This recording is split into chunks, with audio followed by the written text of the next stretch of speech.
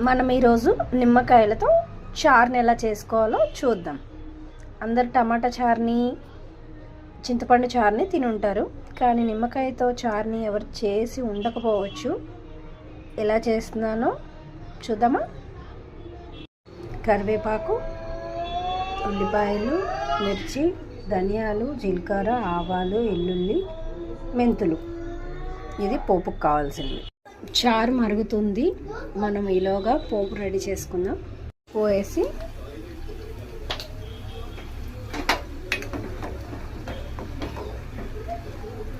ఇప్పుడు మన పోపు రెడీ అయిపోతుంది.